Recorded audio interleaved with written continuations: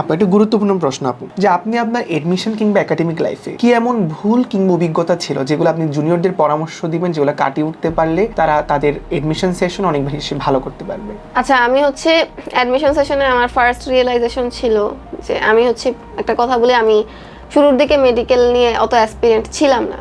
তো আমি আগে এই মোটামুটি ইঞ্জিনিয়ারিং টাইপের পড়াশোনা করেছিলাম। তো এইচএসসির পরে যে আর কি আমি মেইনলি মেডিকেলের জন্য একদম সোললি পড়াশোনা শুরু করি। তো ফার্স্ট রিয়েলাইজেশন ছিল আমার সময় অনেক নাই, কম, ঠিক আছে। তো আগে থেকে শুরু করলে আমার জন্য ভালো ছিল, মানে যেটা অনেকে করে এইটা ছিল যে আমি মানে মাত্র 2 মাসের মধ্যে, বা অনেকে 3 মাস পায়, আমাদের ব্যাচ 2 মাস সময় পেয়েছিল প্রিপারেশন নেওয়ার জন্য। তো এই টাইমটা আসলে নট ইনাফ, ঠিক আছে। এটা একটা ছিল আমার ফার্স্ট রিয়েলাইজেশন। তারপরে হচ্ছে আমাদের যেহেতু শর্ট সিলেবাস ছিল, তো আমাদের ওভারঅল পুরো ব্যাচেরই কিন্তু একটা গ্যাপ ছিল ফুল সিলেবাসের, মানে ফুল সিলেবাসের যে চ্যাপ্টারগুলো। তো আমি কিছু পড়ে রেখেছিলাম ফুল সিলেবাসের পড়াশোনা, মানে শর্টের বাহিরের গুলা।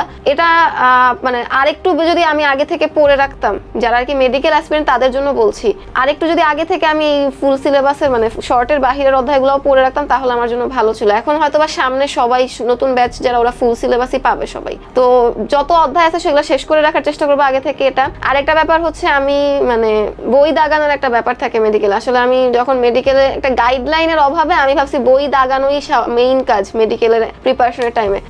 এইটা একটা ভুল ছিল আমার, যে আমি সারা দিনের মধ্যে মানে অনেক টাইম, মানে মোটামুটি ধরো পড়াশোনার মধ্যে 50% টাইম বই দাগানোতে স্পেন্ড করতাম। তো এটা না করে অনেকে, আমি পরে চান্স পাওয়ার পরে শুনেছি অনেকে হচ্ছে ফ্যামিলি মেম্বারদেরকে দিয়ে বই দাগাই নিতে। এটা আমার মাথাতেই কখনো আসে নাই যে আমি ফ্যামিলি মেম্বার কাউকে দিয়ে বই দাগাবো। তো এইগুলা হচ্ছে একটু গাইডলাইনের, মানে ওভারঅল আমার যেটা মনে হচ্ছে আমি গাইডলাইনের অভাবে অনেক ভুল করেছি। তো এই ভুলগুলো যদি আমি অ্যাভয়েড করতাম তাহলে হয়তো বা আমার প্রিপারেশনের জার্নিটা একটু স্মুথ হতো। মানে আমার অনেক কষ্ট হয়েছিল ওই 2 মাসের মধ্যে ফুল এত কিছু পড়ে শেষ করা। বললামই তো সারাদিন পড়ার মধ্যে থাকতে হতো। এগুলা তো হয়তো বা আমার মতো সিমিলার মিস্টেক সবার হবে না, তোমাদের এক একজনের এক এক টাইপের ভুল হবে যেটা তোমরা পরে রিয়েলাইজ করবা। তো আমি যেটা বলবো, একটা যদি ভালো গাইডলাইনের ভিতরে থাকো তোমরা, তাহলে এই ভুলগুলো আসলে, যেমন আমার যে ভুলগুলো আমি তোমাদেরকে ঠিক করে দিতে পারবো, ঠিক আছে, যে এগুলো আর তোমরা যেন কখনো না হয়।